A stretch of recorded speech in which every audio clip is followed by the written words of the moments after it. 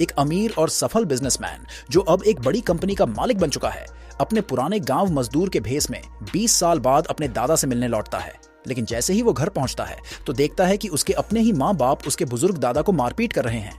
यह देखकर उसका खून खौल उठता है। वो गुस्से में अपने छोटे भाई को धक्का दे देता है और माँ बाप से सारे रिश्ते तोड़ने का ऐलान करता है। उसे इस बात की कोई परवाह नहीं कि इसके लिए उसे क्या कीमत चुकानी पड़े, क्योंकि उसके दिल में सिर्फ एक ही बात है कि जिन लोगों ने उसके दादा के साथ ऐसा किया है उनसे उसका कोई रिश्ता नहीं हो सकता। दरअसल जब वो बच्चा सिर्फ 5 साल का था तब तक वह बोल भी नहीं पाता और इसी वजह से उसके माँ बाप उसे बोझ समझते थे। लेकिन दादा ही थे जिन्होंने हमेशा उसका साथ, उसे प्यार दिया और हर जगह अपने साथ रखा। एक दिन उसकी माँ ने लालच में आकर उसे तस्करों के हवाले कर दिया। जब दादा घर लौटे तो देखा पोता गाड़ी में जबरदस्ती बिठाया जा रहा है। उन्होंने रोकने की बहुत कोशिश की लेकिन असफल रहे और जमीन पर गिरा दिए। उनकी आंखों के सामने उनका लाडला पोता छिन। गुस्से में दादा घर लौटे और बहू बेटे से जवाब मांगना चाहिए, लेकिन वे तो पैसे गिन रहे थे जो उन्होंने अपने ही बेटे को बेचकर कमाए थे। दादा ने उन्हें खूब खरी खोटी सुनाई और कसम खाई कि वे अपने पोते को ढूंढ कर ही दम लेंगे। अगली सुबह से दादा अपनी 3 पहिया साइकिल लेकर निकल पड़े। पोते की तलाश में हर गांव हर शहर जाकर पूछताछ करने लगे और इश्तिहार बांटने लगे। रास्तों पर निशान लगाते ताकि कुछ भी छूट न जाए।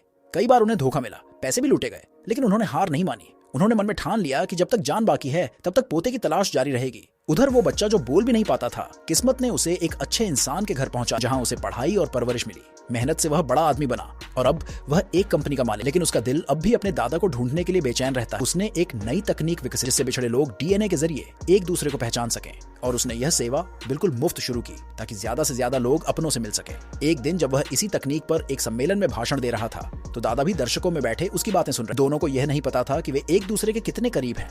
कार्यक्रम खत्म होने के बाद दोनों एक पल को आमने सामने आए लेकिन पहचान नहीं सभी। एक पत्रकार ने दादा को सलाह दी कि सोशल मीडिया पर लाइव जाकर अपनी कहानी बताए, कोई मदद मिल सके। दादा ने ऐसा ही किया और चमत्कार हो, उसका पोता यानी वही बिजनेसमैन उस वीडियो को देखकर पहचान गया कि यह उसके दादा हैं और तुरंत उनसे मिलने पहुंचा।